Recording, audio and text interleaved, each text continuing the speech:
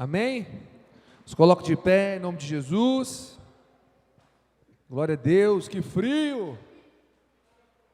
O Espírito Santo nos aqueça em nome de Jesus. Amém? Nós vamos orar, feche os seus olhos. A palavra do Senhor diz em Provérbios capítulo 13, o filho sábio, ele acolhe a orientação do pai. O filho sábio obedece ao pai. O filho sábio, ele enxerga no pai aquele que vai dar o norte.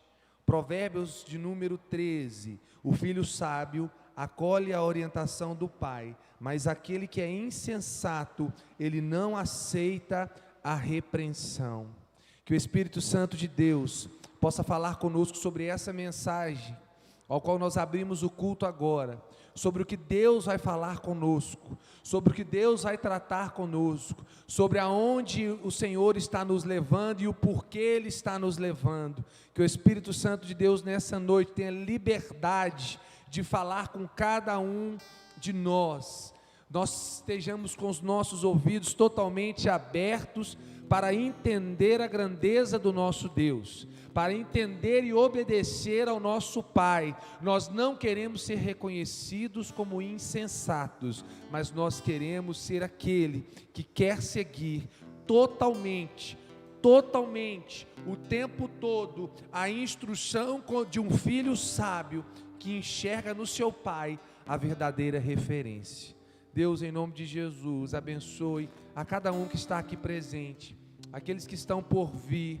Ó Pai, guarda as famílias da igreja, guarda as famílias que congregam aqui nessa igreja, como família que somos.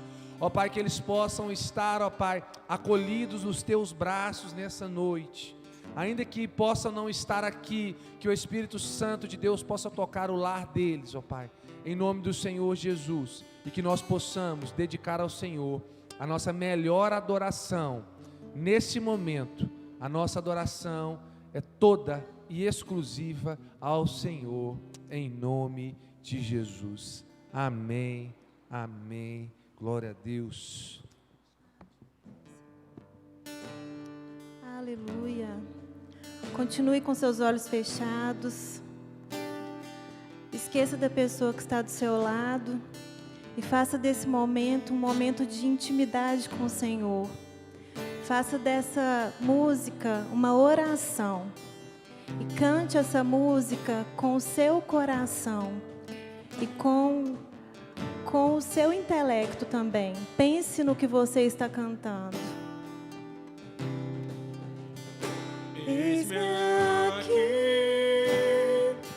outra vez, diante de ti, abro meu coração, meu clamor, tu escutas e fazes cair as barreiras em mim. Este é o Senhor e dizes palavras de amor e esperança sem fim. Ao sentir teu toque, com tua bondade libertas meu ser no calor deste lugar. Eu venho me derramar, dizer que te amo, me derramar, dizer te preciso, me derramar.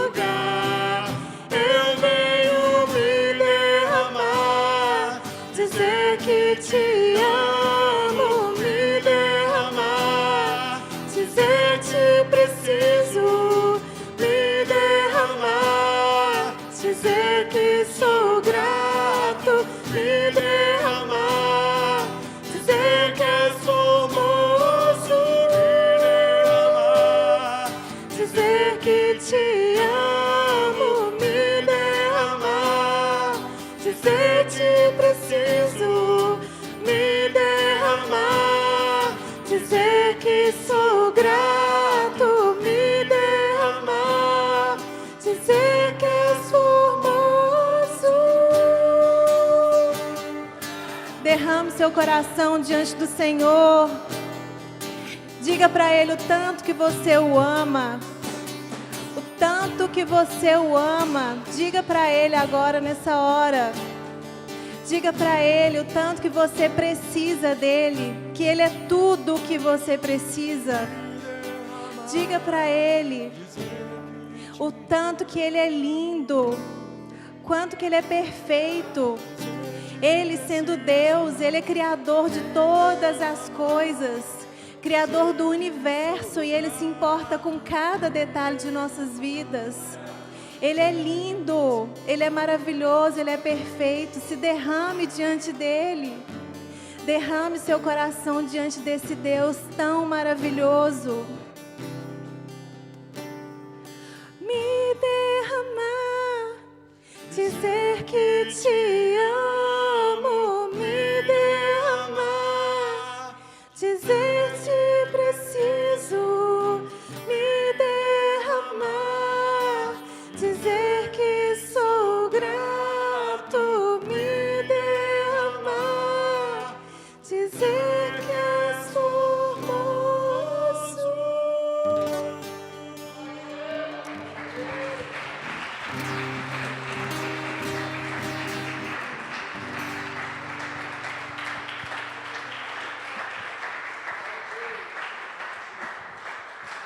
Amém. Pode se assentar em nome de Jesus. Dá um glória a Deus aí. Amém. Glória a Deus. Nós vamos entregar ao Senhor o nosso dízimo. Queria pedir um favor. Deixa eu ver quem está aqui. Cadê o Joãozinho? O Joãozinho está aqui na mesa. Pastor Elvis, pega para mim pega minha mochila, fazendo favor, lá na chave do carro. Eu há algum tempo venho tido no coração esse desejo e hoje eu lembrei, na verdade, de fazer isso. Desde quando nós começamos aqui em Lagoinha Pampulha, Deus falou comigo, falou, eu posso dar um testemunho aqui rápido, porque a pessoa acho que não vai ficar chateada, que essa pessoa já é tratada. Mas nós temos aqui, por exemplo, o Haroldo. O Haroldo ficou desempregado assim que eu cheguei aqui na igreja. Foi Haroldo, pastor Elvis, pega lá para mim, no banco de trás. Tem 3 sacos de moeda lá. Assim que eu cheguei na igreja, Haroldo ficou desempregado. Foi, Haroldo? E a gente conversava sempre, e ele sempre assim, orando, todos os cultos, o Haroldo estava aqui.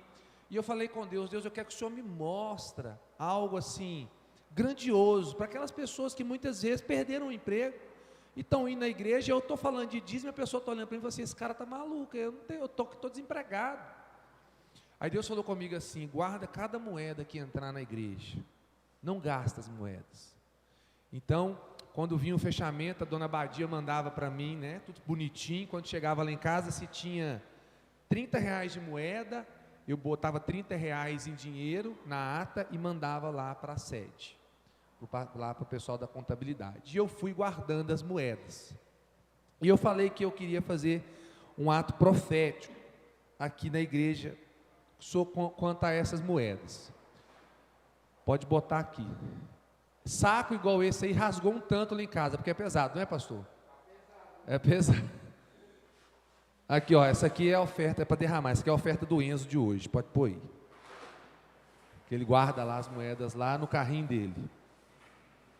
Então, o que eu quero dizer para você é o seguinte: muitas vezes você vem na igreja e pensa assim: eu não vou lá na frente colocar R$1, eu não vou lá na frente, hoje eu tenho 50 centavos no bolso.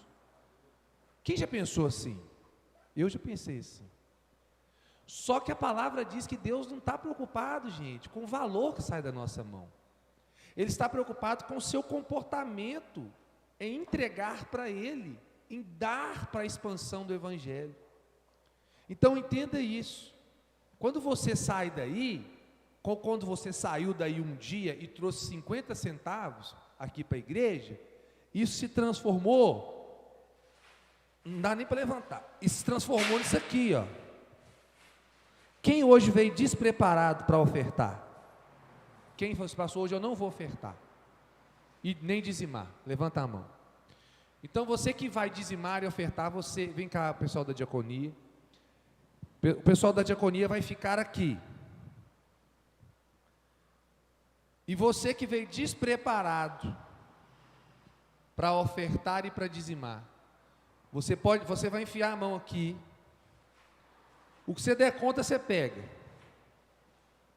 E você vai ofertar o que Deus mandar você ofertar. Se o que você pegar aqui, você falar assim: eu preciso disso aqui, você vai levar embora. Amém? Quantos entenderam? Então o que vai acontecer agora? A igreja toda vai vir aqui. Uns vão vir ofertar e outros vão vir pegar para ofertar. Mas se você estiver precisando desse recurso, você vai pegar esse valor e vai levar contigo para a sua casa. Amém? Por que isso, pastor? A palavra do Senhor ela é clara. E ela fala que Ele é quem não nos deixa faltar nada, se cumprirmos o primeiro mandamento.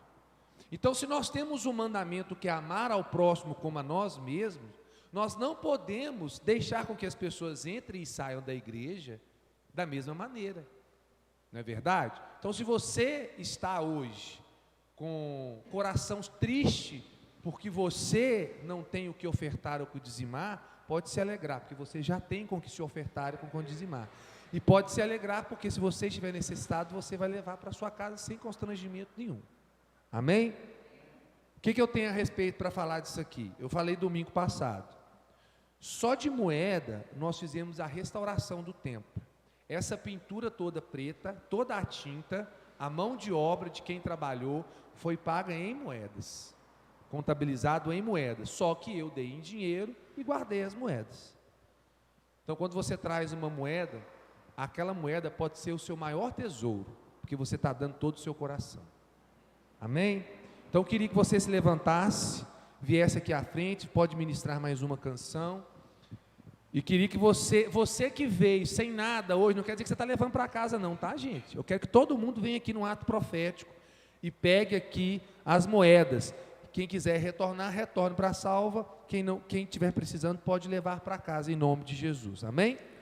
Tu és o bom, bom Pai, é quem Tu és, é quem Tu és, é quem Tu és. Eu sou amado por Ti, quem eu sou, quem eu sou, quem eu sou. Tu és o bom, bom Pai, quem Tu és, quem Tu és, quem Tu és. Eu sou amado por Ti, quem eu sou, quem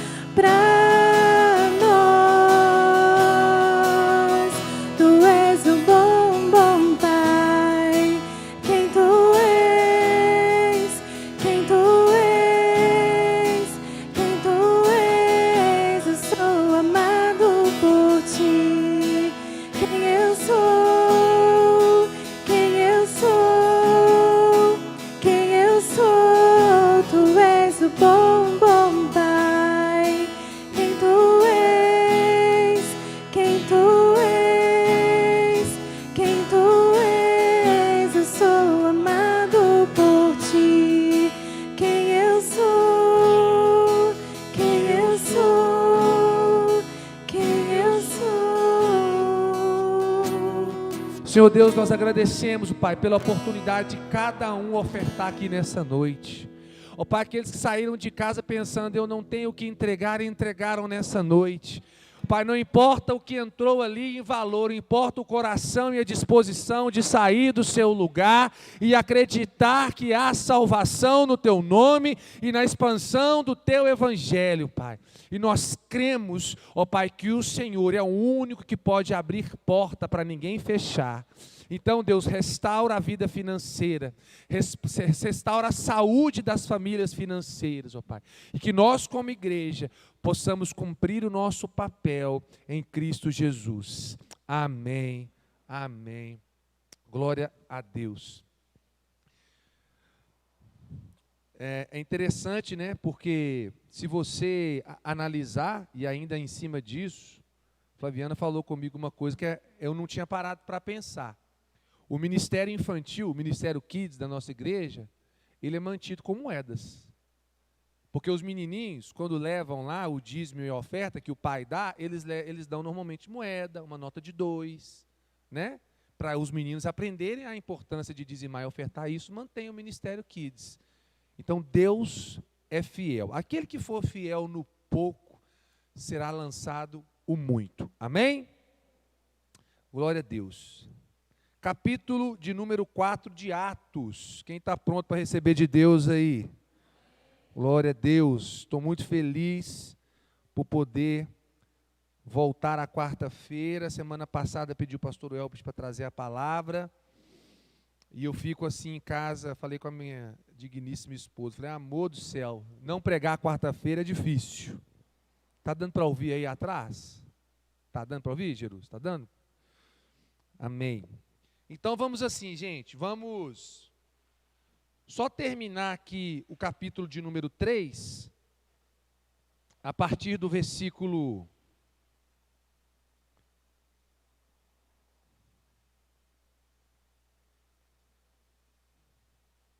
A partir do versículo de número 19. Capítulo 3, versículo de número 19, só para a gente entrar no 4 aí, entendendo o enredo da história.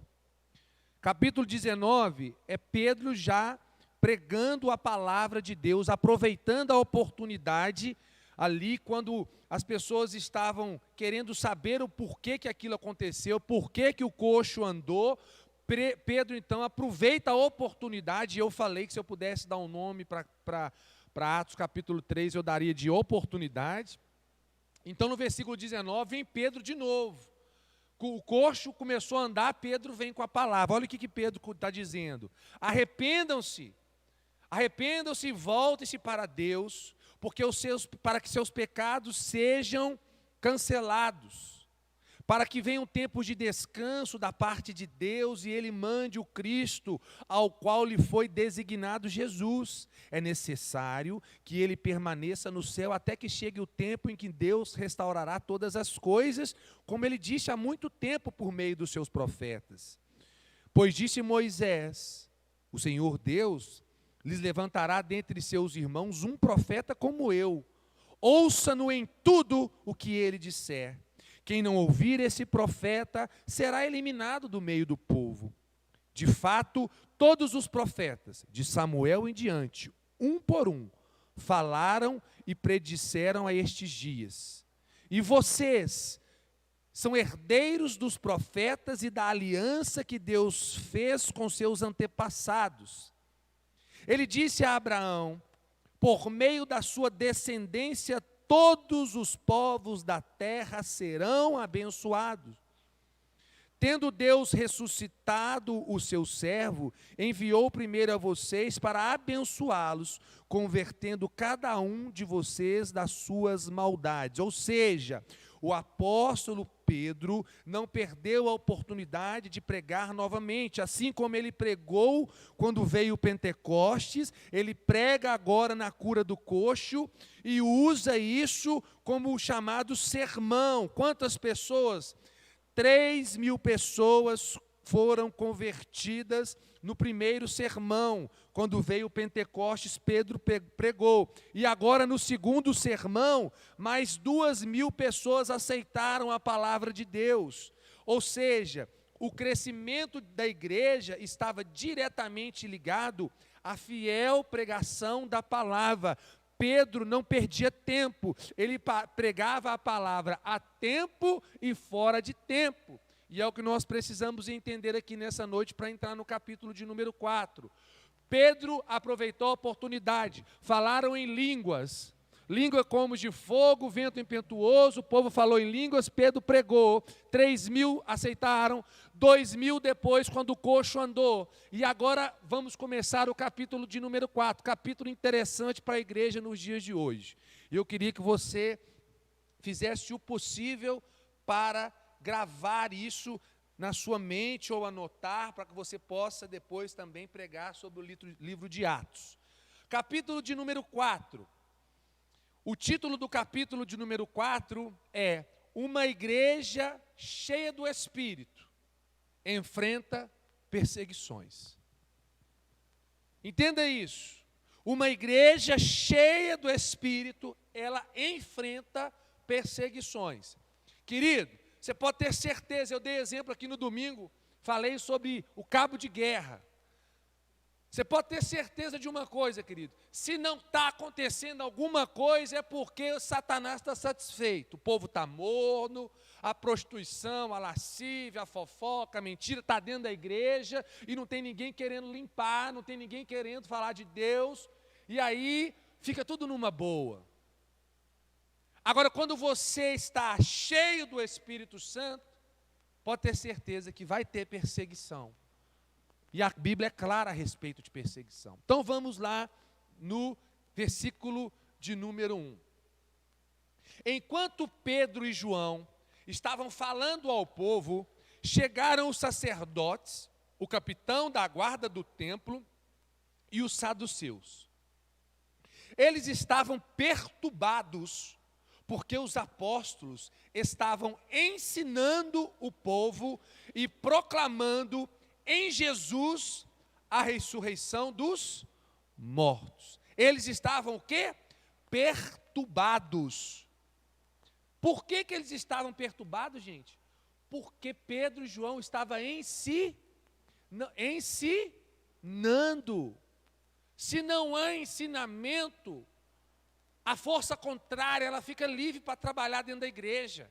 Uma igreja vive com ensinamento. Uma igreja que não tem ensinamento não anda a carne humana.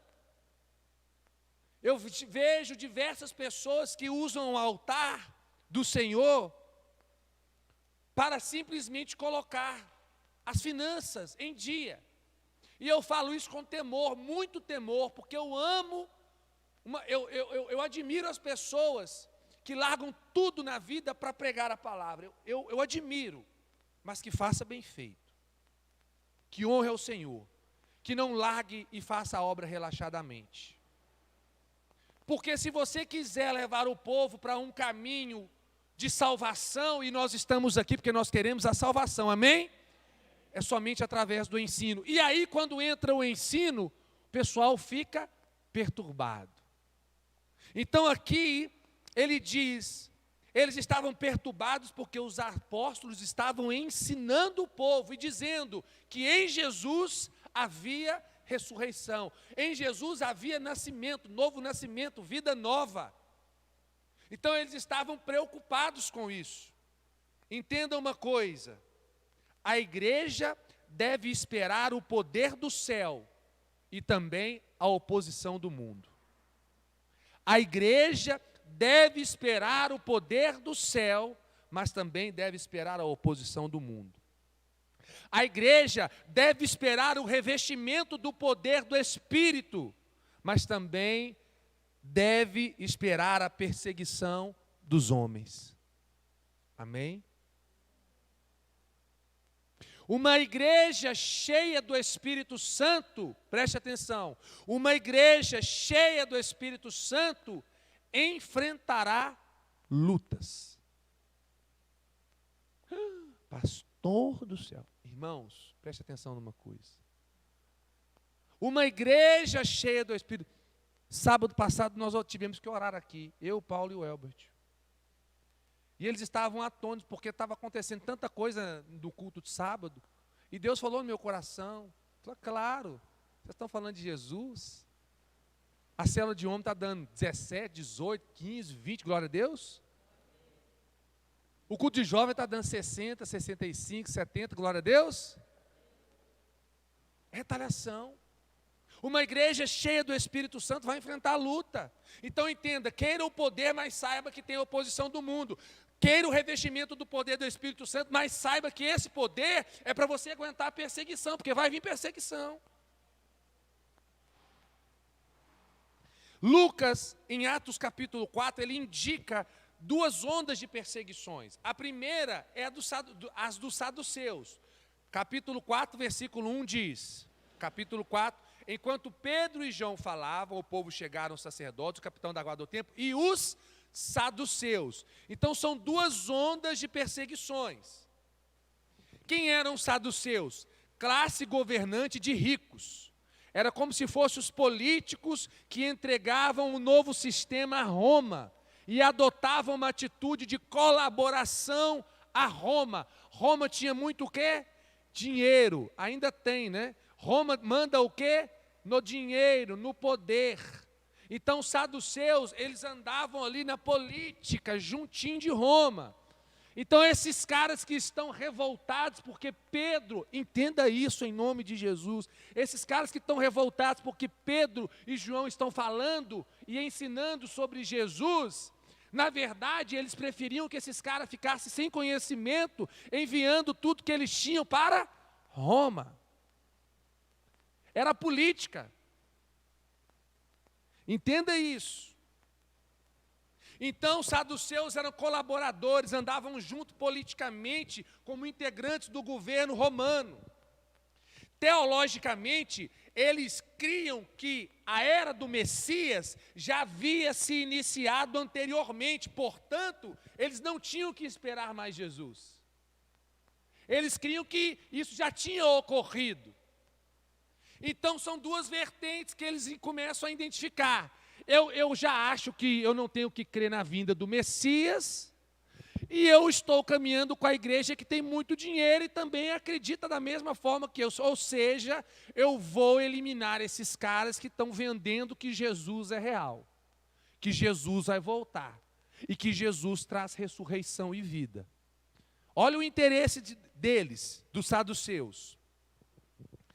Então, eles enxergavam os apóstolos, Pedro e João, como hereges.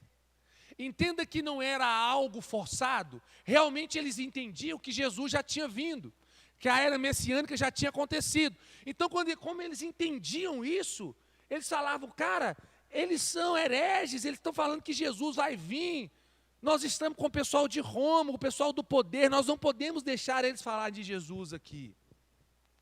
Então eles começam a trabalhar isso. E quem mais que perseguia? Fala comigo, os sacerdotes. Queridos, os sacerdotes era como se fosse um copartido. Eu vou dar um exemplo aqui, que eu não tenho problema nenhum em falar de política dentro da igreja, tá? Eu não tenho problema. Se a política não entrar aqui, se a gente não conseguir discutir isso, nós vamos nos arruinar. Nós temos que parar com isso. É como se fosse hoje o PSOL e o PT. O PT ficou fraco com a questão do Lula, ele enfraqueceu, é uma verdade, o próprio Lula disse isso numa entrevista, quando ele saiu da cadeia, verdadeiramente o PT, ele perdeu força. Mas o PSOL começou a levantar causas, GLBT, liberação de maconha, pró-aborto, enfim, várias causas. Então eles se tornaram ali amigos, quem está entendendo? Os sacerdotes na época, eles procediam nesse partido dos saduceus. Eles tomavam conta dos templos, das coisas que eram alusivas aos cultos, dos deuses com D minúsculo, das imagens. Mas, na verdade, eles transformaram a casa de Deus num covil de salteadores. Eles estavam trabalhando politicamente e acreditando que o que eles estavam fazendo eram certos por interesse financeiro. Então entenda, a crença dos saduceus, que era que o Messias já tinha vindo, fez com que eles juntassem os correligionários, né, o copartido agora, que são os sacerdotes da época, para quê? Para ganhar força e tomar dinheiro do povo na igreja. Quem está entendendo diz amém. Mateus capítulo 21. Mateus capítulo 21. Mateus 21, versículo de número 12. Diz assim: tendo Jesus entrado no pátio do templo, ele expulsou todos os que ali estavam comprando e vendendo, e também tombou a mesa do cambista e as cadeiras dos comerciantes de pombas, e repreendeu e disse: está escrito, a minha casa será chamada casa de oração, vós ao contrário, estáis fazendo dela um covil de salteadores. Então levaram a Jesus no templo cegos e aleijado, e Jesus os curou. Entretanto, quanto aos chefes dos sacerdotes e os escribas, viram as maravilhas realizadas por Jesus, e as crianças exclamando no templo: Hosana, Hosana ao filho de Davi, eles revoltaram e indagaram deles. Olha o que aconteceu, vamos lá? Eu expliquei quem eram os saduceus e os sacerdotes. De repente, você falou assim: como que o pastor pode falar que o sacerdote era militante do saduceu, que estava ligado politicamente ao povo de Roma? Aqui vem a explicação. Entenda, Jesus chega dentro da igreja, vê um mercado montado, muito dinheiro rolando, aonde tinha gente entrando e saída com o coração quebrantado. O pessoal agia de oportunidade para fazer dinheiro. Então Jesus fica revoltado e ele diz: a minha casa, ela deve ser chamada de casa de oração. E ele derruba tudo. Só que ele entra para o templo. E então vem aquelas pessoas doentes. E Jesus então cura os doentes. O que os sacerdotes fizeram? Deram glória? Não. Bater palma? Não. Eles olharam para o lado e viram os meninos gritando: Hosana, Hosana, Hosana, Hosana. E eles ficaram revoltados, porque Jesus estava curando. Quem está entendendo? Você entendeu? Está entendendo a importância de você destrinchar, gente? Aqui eu falei de 2 versículos. Então entenda. Esses caras, eles não estavam querendo muito que Jesus aparecesse mesmo, não. Então era melhor acreditar que Jesus já tinha vindo e tocar o barco, porque o dinheiro estava em Roma. Versículo de número 3.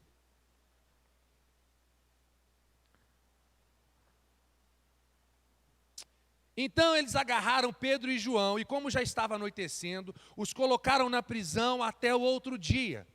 Mas muitos dos que tinham ouvido a mensagem creram, chegando ao número dos homens que creram perto de 5.000. 2 pregações de Pedro, 5.000 pessoas.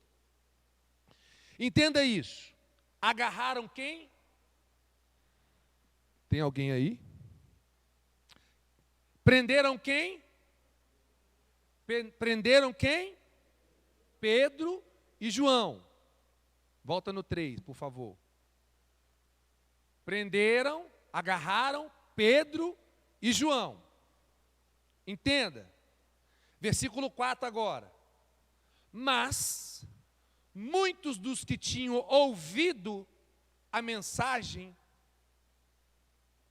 creram, chegando ao número de homens perto de 5.000. Entenda uma coisa: a perseguição nunca impediu o crescimento da igreja. Você pode dar um glória aí? A perseguição nunca impediu o crescimento da igreja. Entenda, quanto mais uma igreja é perseguida, mais ela avança no poder do Espírito de Deus. Quanto mais a igreja é perseguida, mais ela avança no poder do Espírito. A prisão de Pedro e João não fechou a porta da igreja. Entenda uma coisa, a prisão de Pedro e João não fechou a porta da igreja para a entrada de novas pessoas, novos convertidos, não. Porque nenhuma ameaça pode deter os passos de uma igreja que está cheia do Espírito Santo de Deus. Ei, nenhuma ameaça. Tem gente te ameaçando, tem gente perseguindo seu ministério, tem gente falando que não vai dar certo, tem gente esperando assim, essa igreja tem 60 pessoas, pastor, não vai para ela não, porque essa igreja vai fechar. Você fala assim, olha, depender de mim, meu irmão, o Espírito Santo vai trazer gente. Então o que você diz? Anula, Deus, o que está em mim, coloca poder de Deus. Pode ameaçar, pode falar que vai fechar, porque quando assustar, já bateu 400 pessoas em nome de Jesus.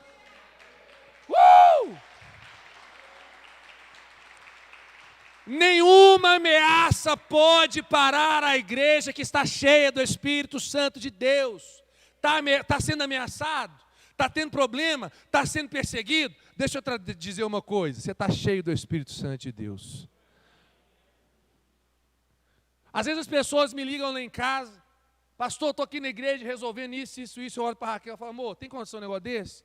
Dia de folga, o rapaz está lá na igreja procurando coisa para fazer. Vai vir perseguição, claro. Está fazendo a obra de Deus, está falando de Jesus. A fé sem obra é morta, precisa trabalhar, não adianta só ficar em casa falando que crê, se você não pregar. A boca fala daquilo que o coração está cheio, e por aí vai. Versículo 5. No dia seguinte, as autoridades e os líderes religiosos, os mestres da lei, reuniram-se então em Jerusalém. Estavam ali Anás, o sumo sacerdote, bem como Caifás, João, Alexandre e todos os que eram da família do sumo sacerdote. Mandaram então trazer Pedro e João diante deles e começaram a interrogá-los. Com que poder ou em nome de quem vocês fizeram isso? Vamos lá, mais uma explicação. Se reúne a cúpula, deixa os caras dormir, eu creio, né, gente? Numa prisão, passando frio, como o Nerimar bem disse ali, eles devem ter pegado um para o canto.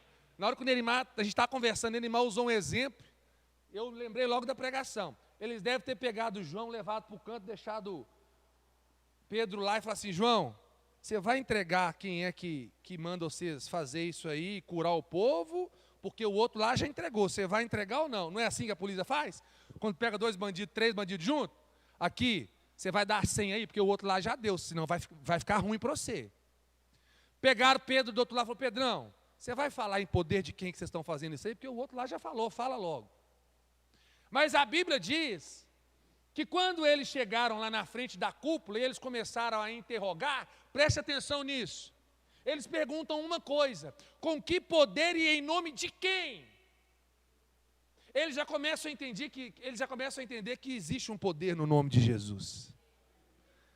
A palavra diz que eles falam em nome de quem vocês estão. Por quê? Existiu na cara dele uma cura, um milagre irrefutável, não tinha como eles negarem. O cara era coxo de nascença, todo mundo conhecia o cara entrou cantando, dando glória a Deus dentro do templo. Então agora eles estão querendo saber por quê e como que eles estão fazendo isso. De onde vem o poder, qual é a fonte do milagre. Eles estavam confusos, entre si eles discutiam, sabiam que aquilo nunca tinha acontecido publicamente, porque agora as pessoas eram testemunhas. Entenda isso. Antes, os principais sacerdotes tinham perguntado de Jesus com que autoridade ele havia purificado o templo e com que autoridade ele purificava e ensinava o povo. Mateus 21, 23. Mateus 21, 23. Tendo Jesus chegado ao templo, enquanto ele ensinava,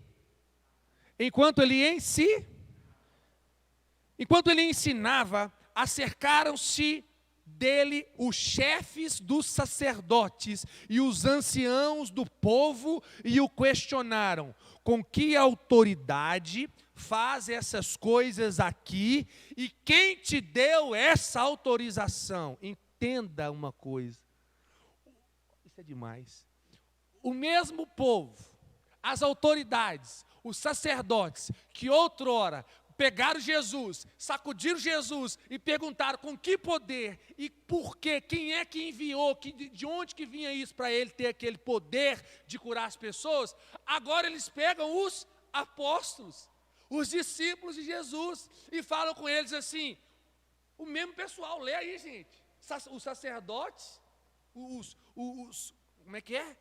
23, os sacerdotes e os anciãos, eles agora colocam, com que poder que vocês curam? Em nome de quem que vocês curam? Eles já tinham feito isso com Jesus. Vamos continuar. Versículo 8. Então, Pedro, cheio do Espírito Santo, disse-lhes: autoridades e líderes do povo, visto que hoje somos chamados para prestar... sou fã de Pedro, viu? Visto que hoje somos chamados... Eu ia rir lá na hora. Visto que hoje somos chamados para prestar contas de um ato de bondade em favor de um aleijado, estamos sendo interrogados acerca de como ele foi curado. Saibam os senhores e todo o povo de Israel que por meio do nome de Jesus Cristo, o Nazareno, a quem os senhores crucificaram, mas a quem Deus ressuscitou dos mortos, esse homem está aí, curado diante dos senhores. Esse Jesus é a pedra que vocês, construtores, rejeitaram e que se tornou a pedra angular. Não há salvação em nenhum outro, pois debaixo do céu não há nenhum outro nome dado aos homens pelo qual nós devemos ser salvos. Dá glória a Deus. Aleluia!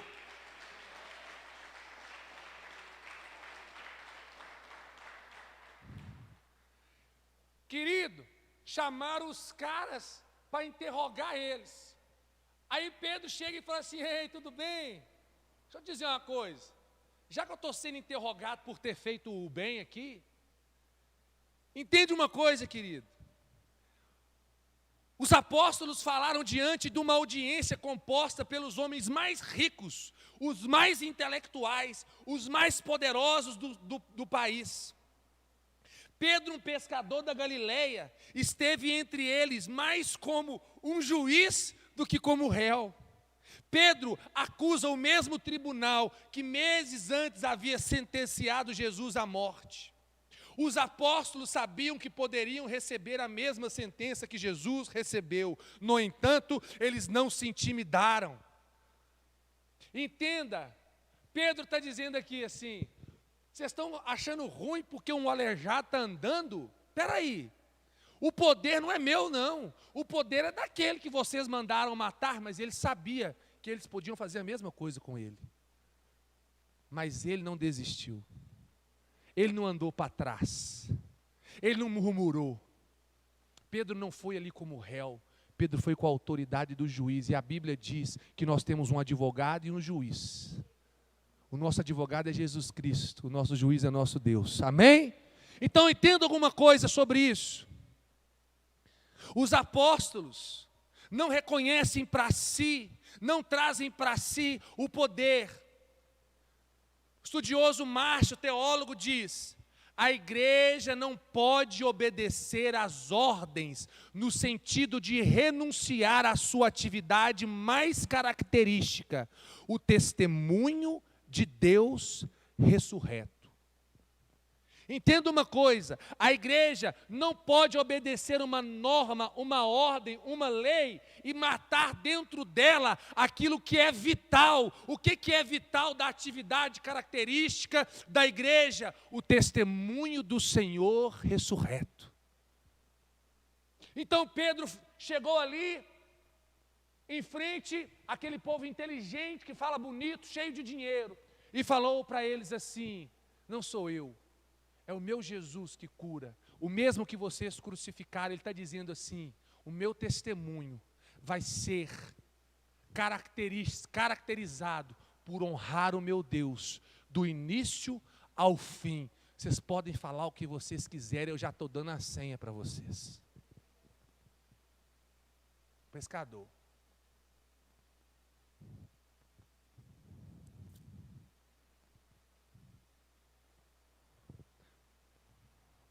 Pedro não atribui o milagre ao seu próprio poder.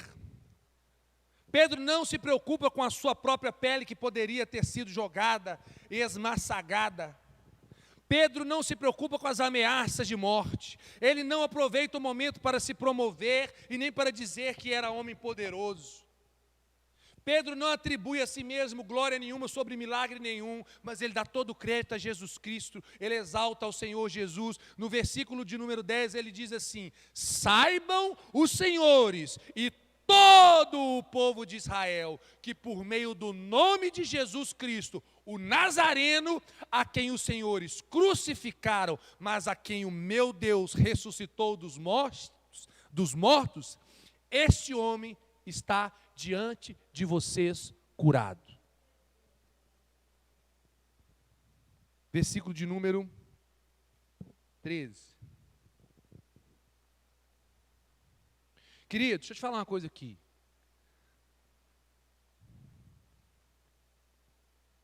Na hora do sofrimento, na hora da dor, a nossa primeira pergunta, não é o que fazer para ficar livre do sofrimento. Entenda isso. Quando vem a peleja, a dor, a luta, o deserto, a perseguição, a sua pergunta não deve ser como ficar livre do sofrimento. A sua pergunta deve ser: como eu vou fazer para que nessa situação o nome do Senhor seja glorificado? Os problemas vêm, perseguições vêm, sonhos, a gente sonha às vezes numa coisa, não acontece no tempo que a gente quer, bota prazo, estabelece valores, não acontece. E muitas vezes a gente fala assim: como que eu vou sair desse problema agora? O nosso foco não tem que ser esse. O nosso foco tem que ser: como eu vou passar por isso, glorificando o nome do Senhor.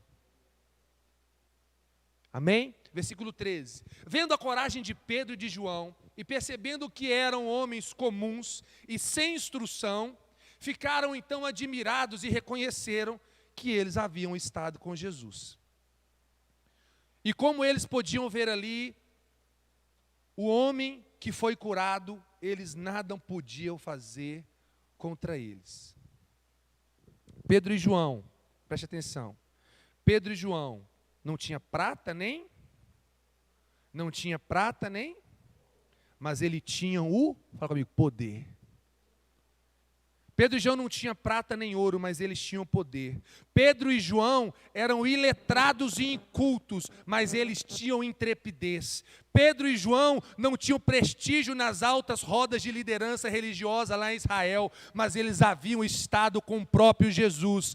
Pedro e João não ocupavam o cargo de liderança, mas eles tinham provas irrefutáveis de um ministério eficaz. Eles estavam presos, mas todos sabiam que tinham estado andando com aquele que liberta. Eles estavam presos, mas todo mundo sabia que eles andavam com o libertador.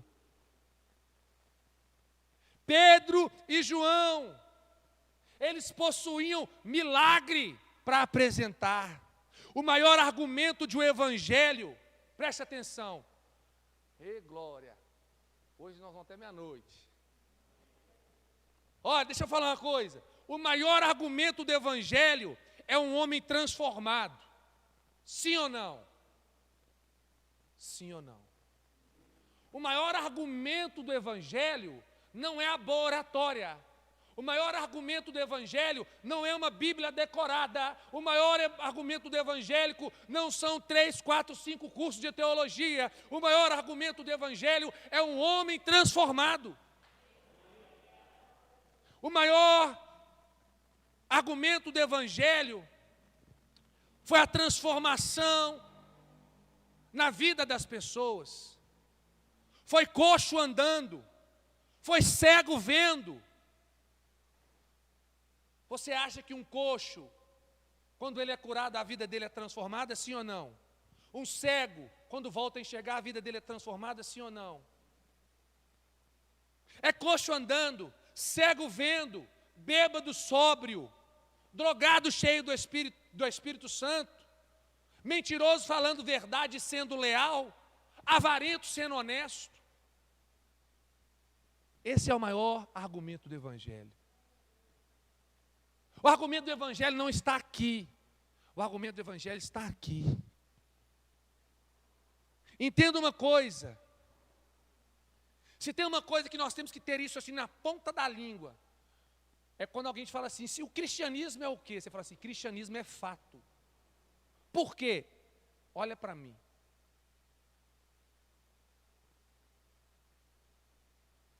Quem me conhece um pouco sabe que isso aqui é um fato de Deus. Quem olha para o Nerimar fala, isso aí é um fato de Deus. Quem olha para o pastor Welber fala, isso aí é um fato de Deus. Cristianismo é um fato. Cristianismo não é história, não é enredo, não aceite falar isso.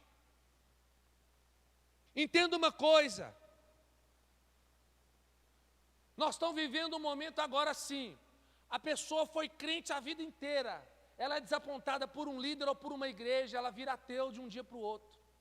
Por quê? Porque ela sabe que o caminho é Jesus. Então ela não adora outros ídolos. E para não adorar os outros ídolos, ela começa a buscar tanta coisa científica que ela começa a crer que não tem que crer em nada.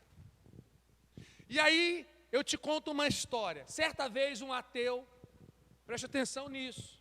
Quem conhece algum ateu aí que quer provar para você que não existe Jesus?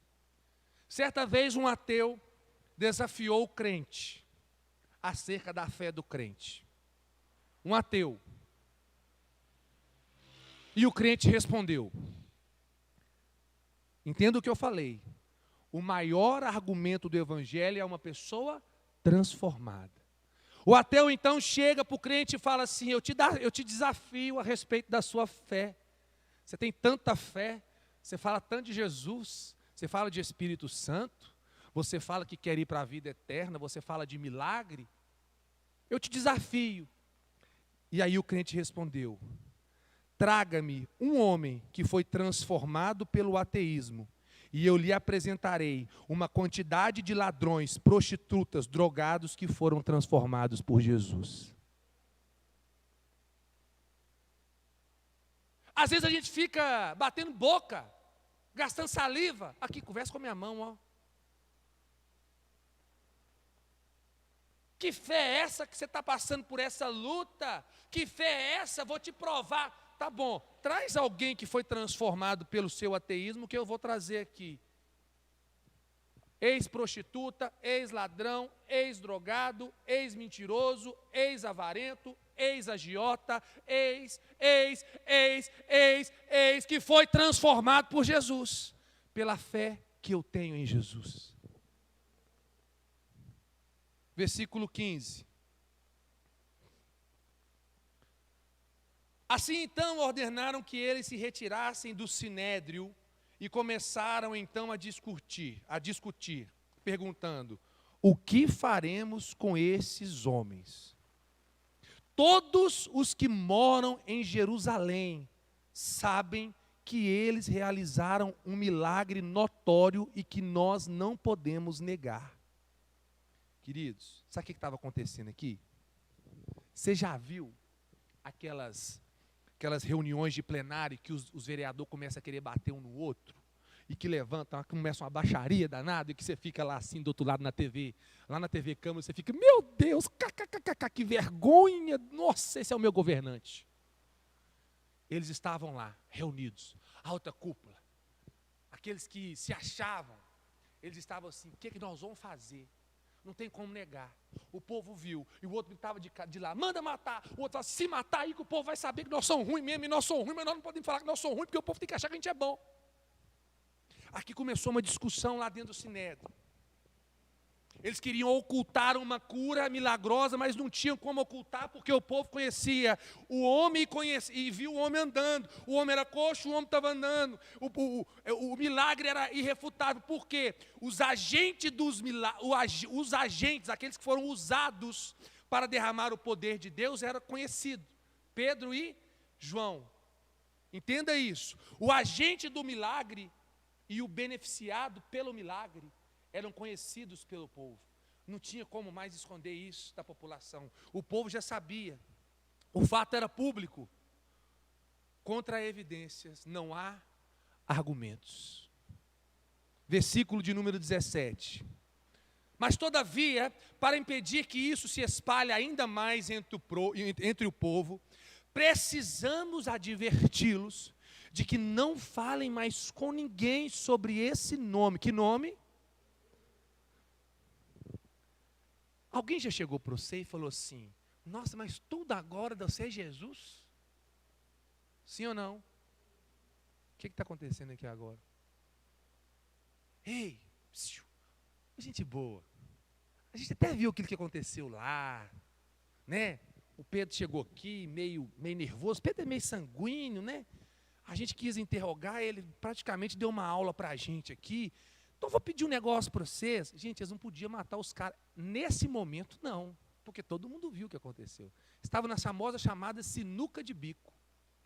Aí ele chama os caras e fala assim: vai em paz. Mas não fica falando esse nome, não. Está entendendo? Você está entendendo o que o inimigo quer? Ele quer tirar da sua boca o nome de Jesus. Entenda isso. Então, não fala mais com ninguém sobre esse nome, versículo 18. Então, chamando-os novamente, ordenaram que não falasse e nem ensinassem mais em nome de Jesus.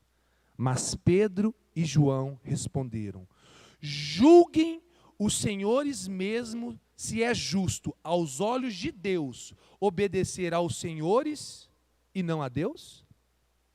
Pois não podemos deixar de falar daquilo que nós vimos e ouvimos.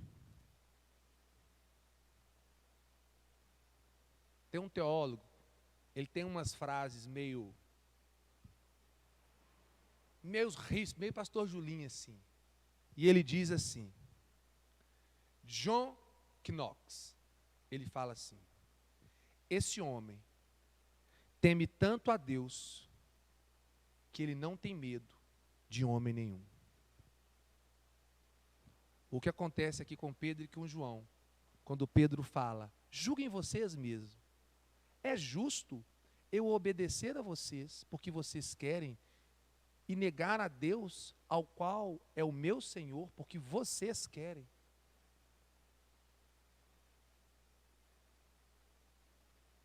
Tem situações que as pessoas esperam de nós, que nós neguemos a Deus por interesse próprio.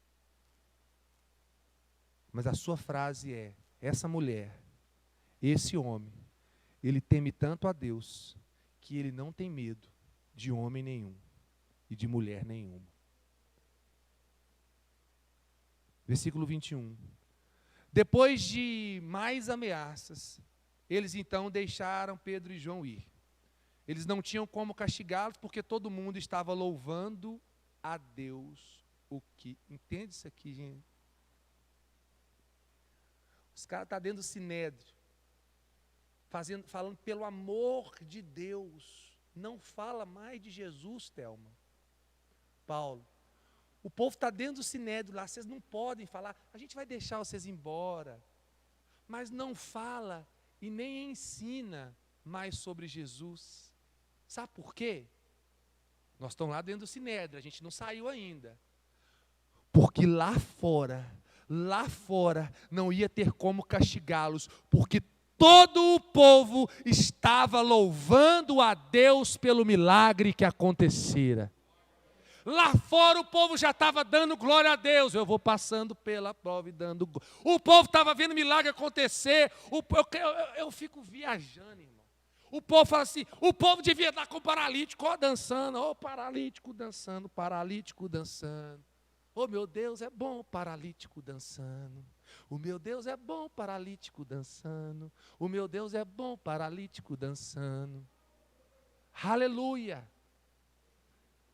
O povo estava dando glória a Deus lá fora, então eles não queriam soltar os homens, não podia matar também não. Eles estavam desesperados. Porque o homem que foi curado tinha 40 anos de idade, todo mundo conhecia, já estava glorificando todo mundo lá fora, estava cantando, pulando e dançando e glorificando a Deus. Entenda uma coisa, os apóstolos sem cultura, os apóstolos iletrados, sem ensino, eles não recuaram diante as arrogantes ameaças dos poderosos. Pois o povo dava mais crédito àquilo que eles estavam vendo do que aquilo que eles estavam ouvindo.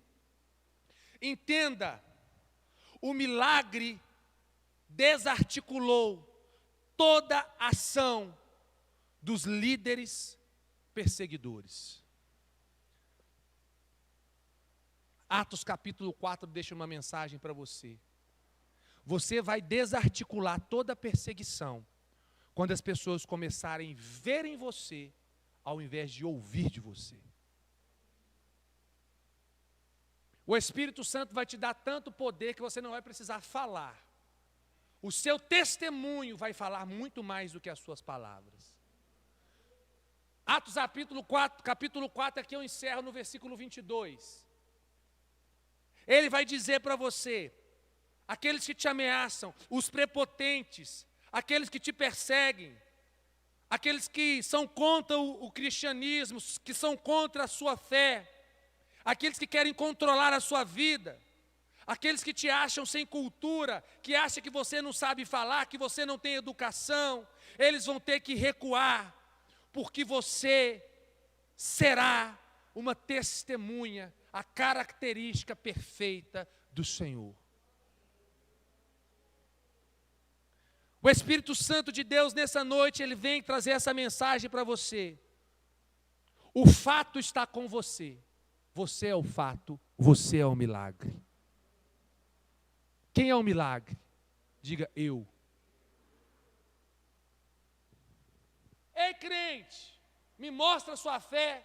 Me traz primeiro a sua, que eu vou te mostrar. Não vou mostrar uma não, vou te mostrar um tanto. Você é um milagre. Você é um fato. Pedro e João, eles não davam um passo para trás, porque eles sabiam quem eles eram. Eles não negavam a Deus, porque eles não podem negar a si mesmo. Entenda isso. Quando você nega a Deus, você nega a si. Por quê, pastor? Quem era você antes de Deus? Quem era você antes de Jesus? Quem era? Ah, pastor... Ah, mudou muita coisa não, viu? Então o problema está em você, não é em Deus. Então o problema está em você, não é em Deus. Você é um fato, você é um milagre. Eles vão te perseguir. Entenda uma coisa, uma igreja cheia do Espírito Santo, ela será perseguida. Nós precisamos levar isso para casa. Que o nosso maior argumento, o maior argumento do Evangelho é um homem transformado. E Deus nos transforma, nos melhora todos os dias. Olha, eu tenho orado, você que está em casa, entra lá, IBL Pampulha, coloca o seu nome lá na oração. 30 minutos de oração por dia vai te fazer mal não, vai te fazer muito bem. E a sua família vai sentir que você está orando por ela. E nós estamos orando aqui na igreja por esse vírus, para ir embora, para a nossa economia, para os pais de famílias voltarem a ter condição de sustentar as suas casas. Entenda uma coisa, nesses momentos de oração você tem que pedir a Deus. Eu tenho pedido a Deus na minha casa. Deus, hoje é quarta-feira. O julho de terça tem que ser pior que o julho de quarta. E o julho de quinta tem que ser melhor do que o julho de quarta. Todo dia você tem que abrir uma oportunidade para você melhorar. Se você não abre a oportunidade, a sua vida não muda, a culpa não é de Deus. Atos está dizendo para mim e para você, ei, você é um agente de Deus, você é um milagre de Deus, E aquele que tem Deus, que tem Jesus, ele não anda para trás. Ele não nega a Deus, porque você não pode negar aquilo que ele fez na sua vida. Se você tem Jesus, você tem Deus. Deus pode negar a ele mesmo? A palavra diz: Deus Pai, Deus Filho, Deus Espírito Santo. Você não pode negar o Deus da sua vida, porque Jesus está em você. Amém? Se coloque de pé em nome de Jesus.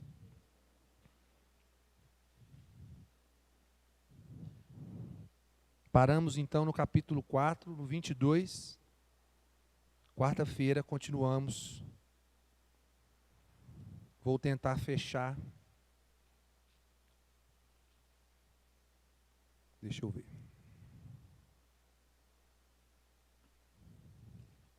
Você que está em casa, eu falei tão rapidamente do dízimo e da oferta. Neymar, tem como colocar aí?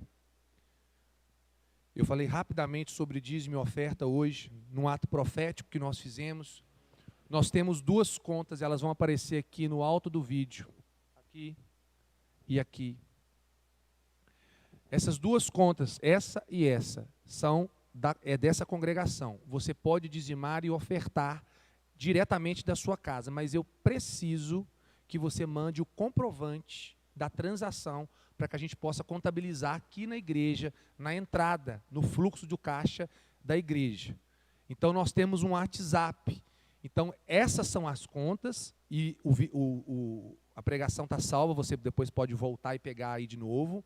E o nosso WhatsApp é aquele, 984 88 28 43. É nesse telefone que você manda o seu comprovante de transação, 984 88 28 43. Amém? Quantos estão entendendo sobre Atos, gente? Amém? Glória a Deus. Nós vamos orar, vamos nos despedir. Sábado, culto às 19h30. E nós temos célula, que na verdade não vai ser célula, porque vai começar antes da célula. Às 16h nós vamos encontrar aqui, nós teremos o aniversário da Adriana, amém? Dos adolescentes. Se você puder estar aqui honrando a vida dela, sábado às 16h. Amém? Querido, lá na saída tem alimento. É para levar. Pastor, lá em casa acabou o café. Você vai levar o café. Lá em casa acabou o macarrão. Leva 3, 4 macarrão. Lá em casa acabou o açúcar. Leva açúcar. Pastor, acabou tudo. Leva a cesta básica. Não é para deixar sobrar. É para a gente atender a comunidade. Amém? Então, na saída, está lá o pastor Ivan, da liderança da diaconia também, junto com o pastor Clóvis. Está lá do lado. Eles só ficam ali para organizar. Não se sinta constrangido, não.